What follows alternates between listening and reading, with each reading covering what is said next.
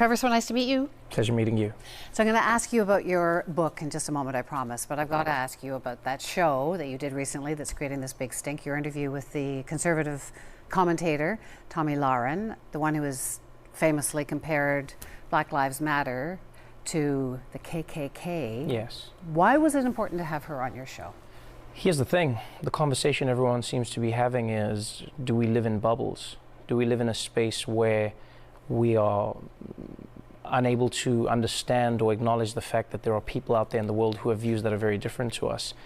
But the truth is, I think it's more about the bubbles coming together. And so that is me hearing your view and you hearing my view, which is not something that commonly happens.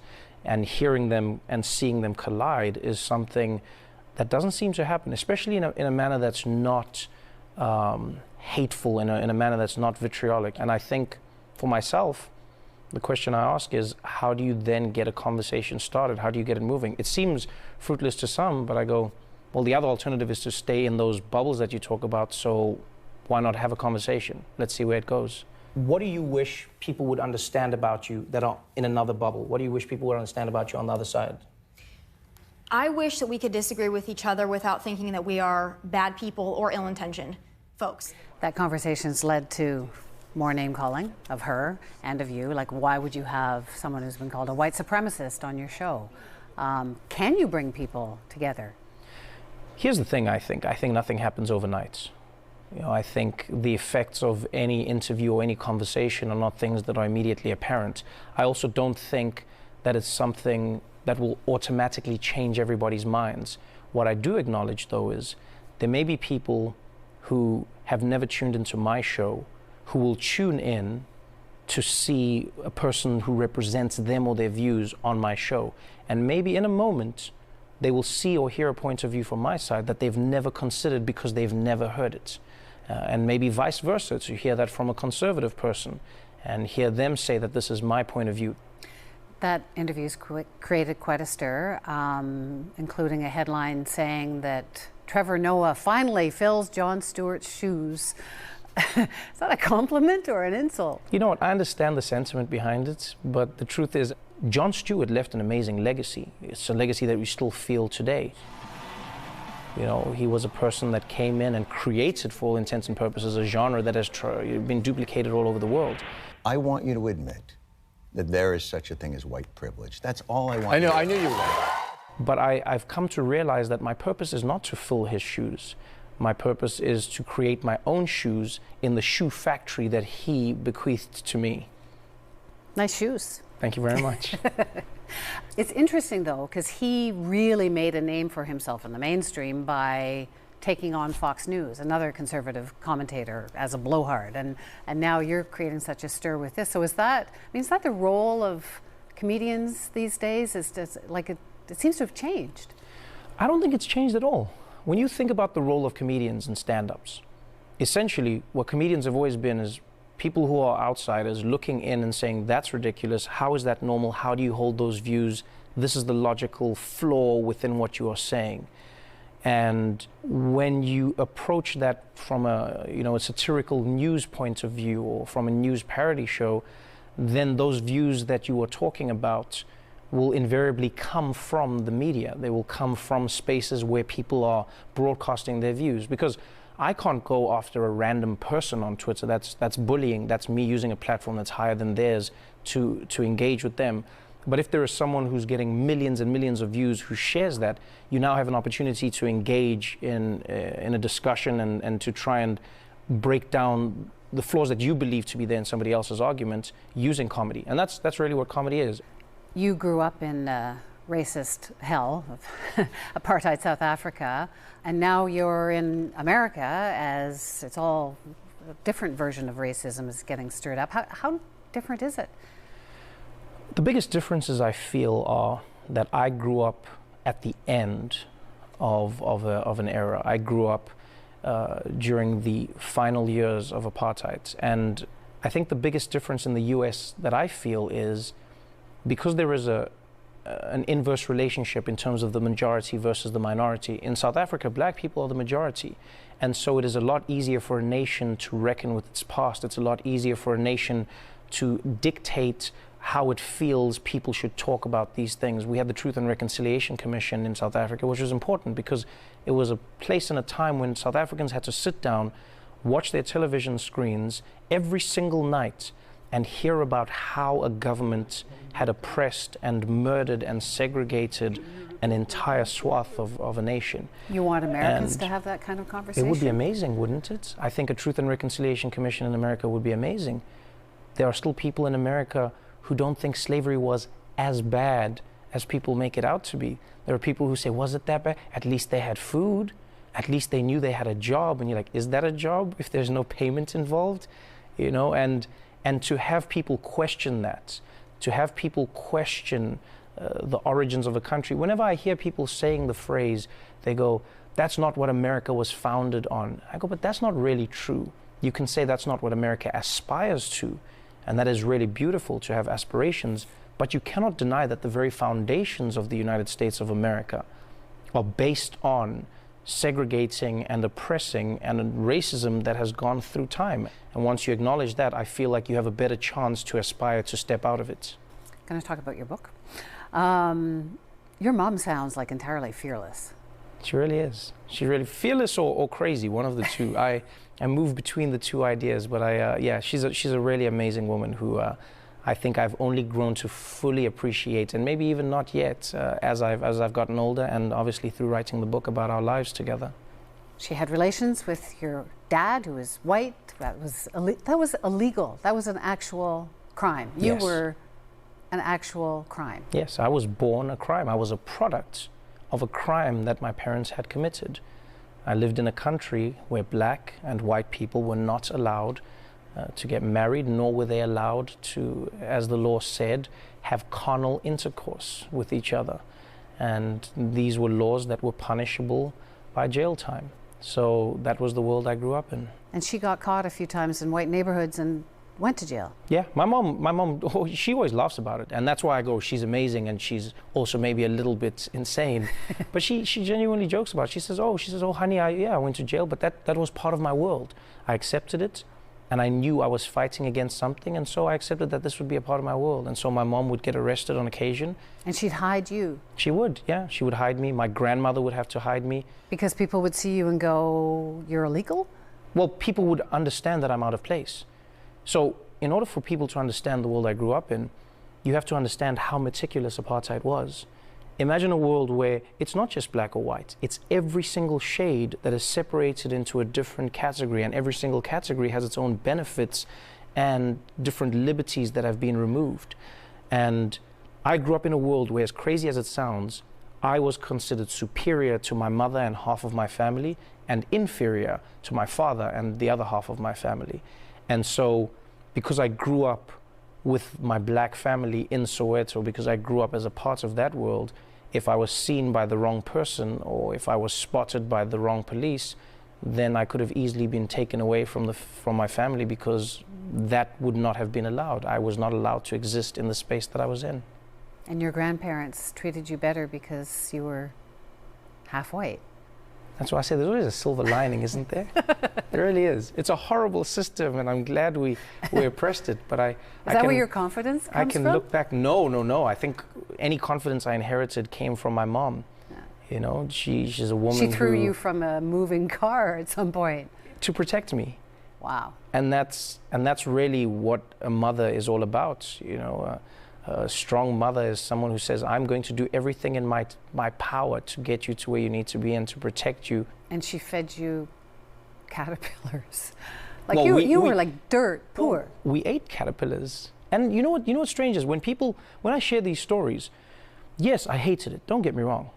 But I mean... But this isn't a delicacy. This was... No. This is a necessity. This is a world where you can't afford a more luxurious form of protein anymore. This is a world where chicken is now out of your grasp, beef is out of the question, and so you are going down to any source of protein. And mopani worms, you know, the sort of caterpillar, was something that we ate. And I wasn't suffering alone. This was, communities eat this. There are still people who eat it now.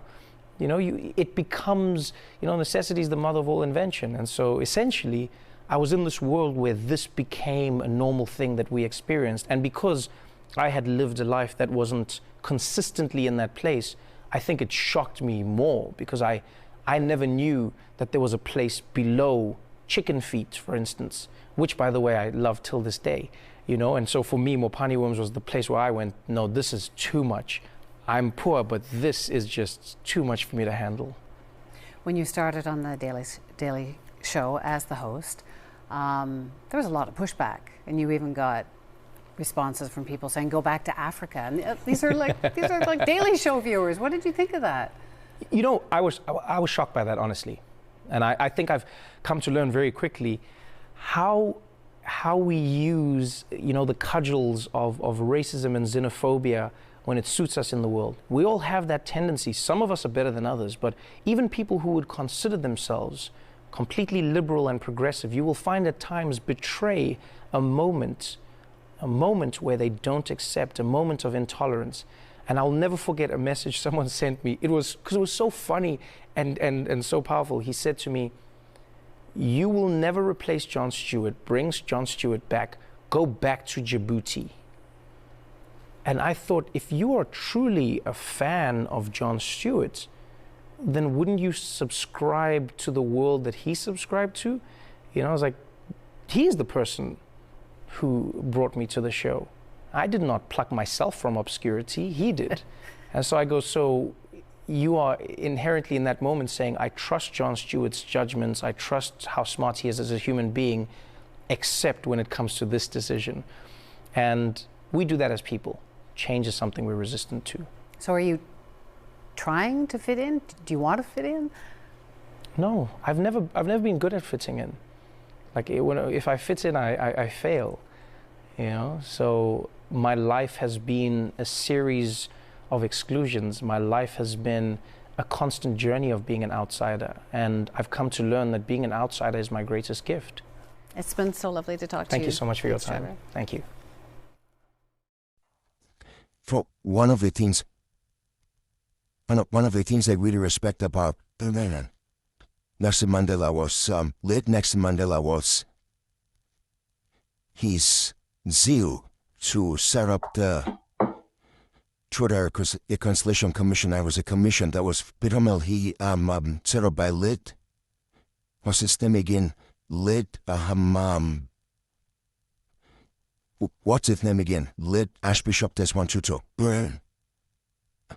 Or South Africa. So Trudeau Reconciliation Commission was a commission that was set to really, for people to come and confess, you know, we perpetrators through the Apartheid era, to come and confess the things that they did, you know, and that really helped to heal South Africa, you know, and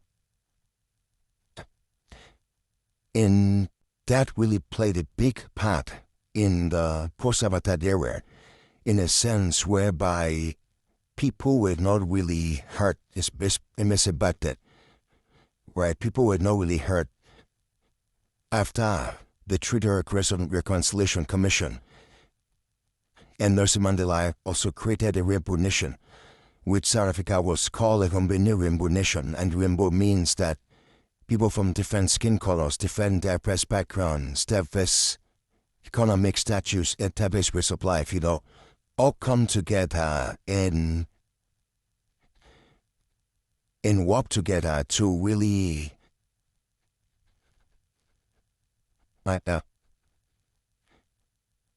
take the country to where the country is supposed to be. No, we are united in our diversity.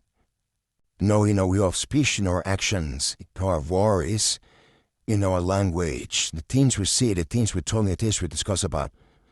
It's our diversity. You know, with us coming together and forming a united South Africa was something that led Nelson Mandela really had in mind in ambition, you know. That is why you see after the Apartheid era, one and everyone should continue living together. You know, not only living together, but also taking South Africa to where South Africa is supposed to be, you know, taking it to a nation of great destiny, a nation of great plight, and to a nation of great heights too. And trust me, it was heading towards that direction.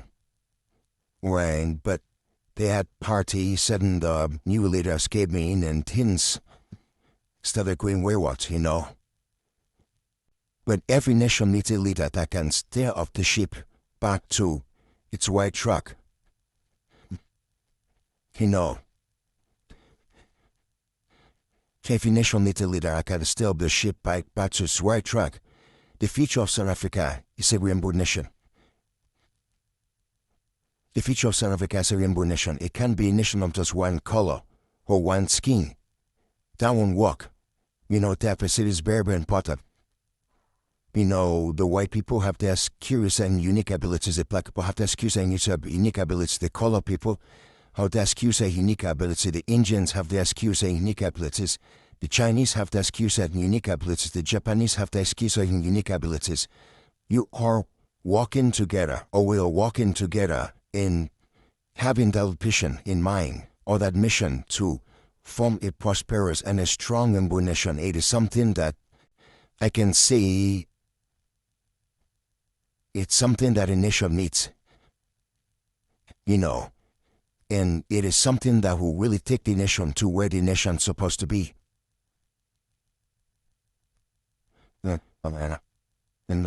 Or to where the nation's supposed to go, you know.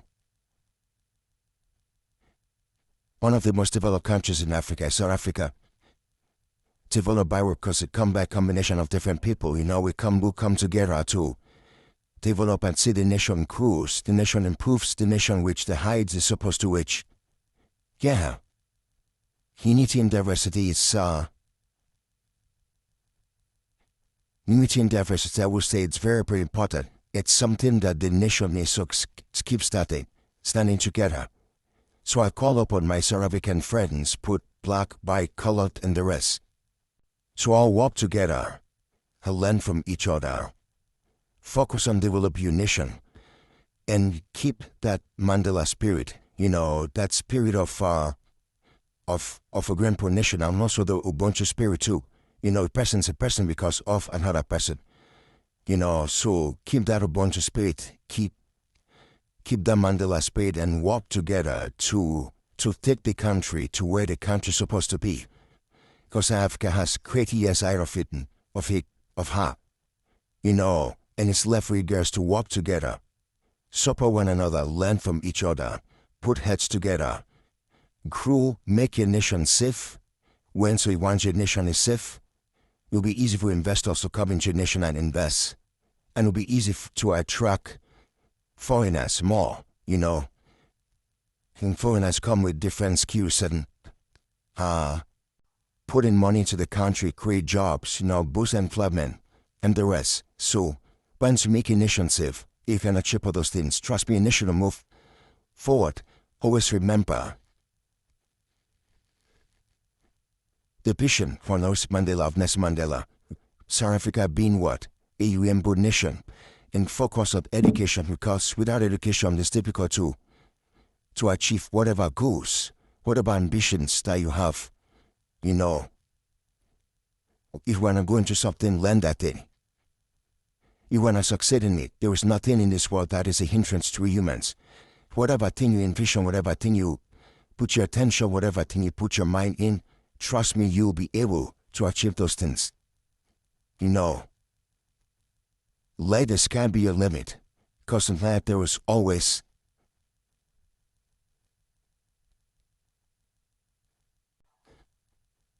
something to learn, there's always something to achieve. Focus on working together. Develop your nation, make your nation safe, you know, so that you can attract investors. And listen to one another, learn from one another, grow together, love one another, and achieve the best. Good luck, and God bless.